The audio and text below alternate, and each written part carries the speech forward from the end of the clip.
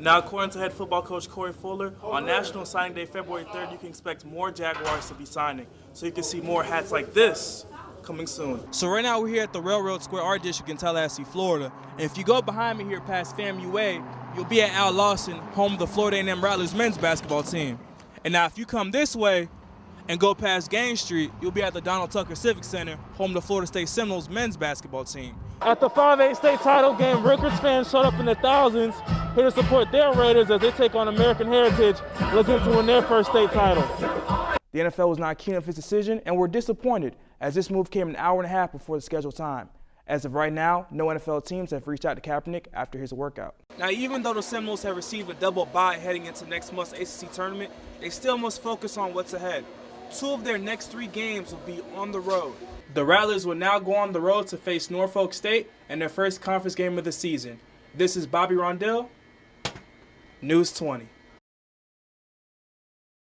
So right now we're here at the Railroad Square Art District in Tallahassee, Florida. And if you go behind me here past FAMU Way, you'll be at Al Lawson, home of the Florida A&M Rattlers men's basketball team. And now if you come this way and go past Gaines Street, you'll be at the Donald Tucker Civic Center, home of the Florida State Seminoles men's basketball team. Now both of these teams did something unprecedented this season. They both managed to go undefeated at home, even though they're a mile apart. Today we're going to take a look at both schools' head coaches and see the respect that they have for each other. The Florida State Seminoles men's basketball team had a season for the ages. Led by head coach Leonard Hamilton, they finished the year as the ACC champions and went undefeated at home with a 16-0 record.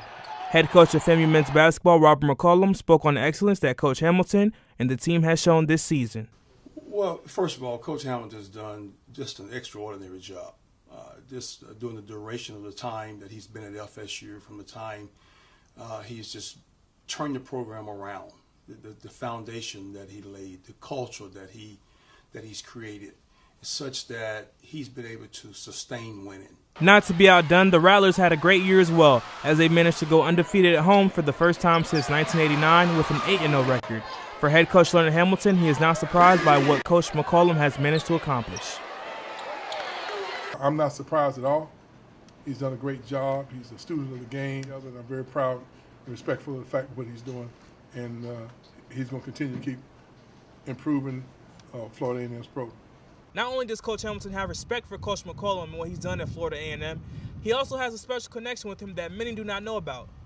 Well, the thing about Robert, people don't know this, when Robert was an assistant junior high coach in Birmingham, Alabama, and I don't even remember what year it was, I invited him to come and work our basketball camp at the University of Kentucky. So I've known Robert for many, many years. Now, unfortunately for the Seminoles, they weren't able to compete in the March Madness tournament due to the tournament being canceled because of the coronavirus outbreak.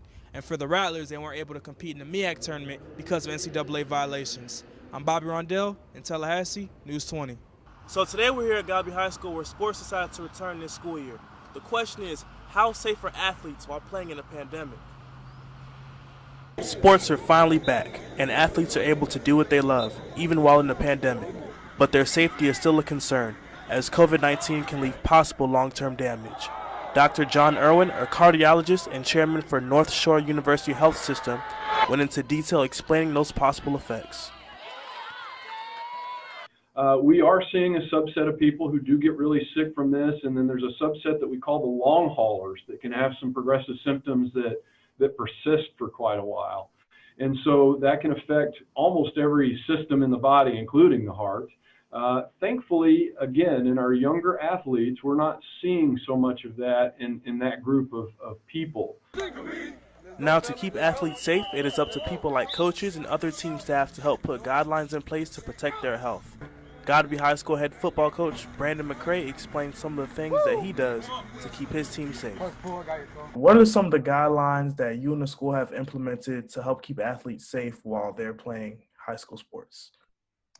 You know, really, we've just adhered to, our local health department and the CDC and organizations like that. Just a lot of the same guidelines as far as mask wearing, making sure our kids, we're constantly sanitizing, cleaning the locker room and the weight room, pretty much anywhere our kids go. One question that has to be asked is, when are fans going to be allowed to come to games in full attendance, with multiple sporting events having no or reduced capacity?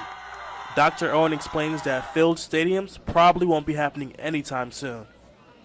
My best guess, and this is just my educated guess, is that we're still probably looking at another year and a half to potentially 2 years. As a former offensive guard for his alma mater, Stephen F. Austin, he also gave his thoughts on if he was still playing today, would he feel safe doing so? I absolutely would, especially knowing the way that my university is handling things, my alma mater, and again, also having talked to coaches and commissioners in other areas. I think truly they're looking out for the safety of the entire team and the entire student body as much as they can. I'm Bobby Rondil reporting, ABC 27.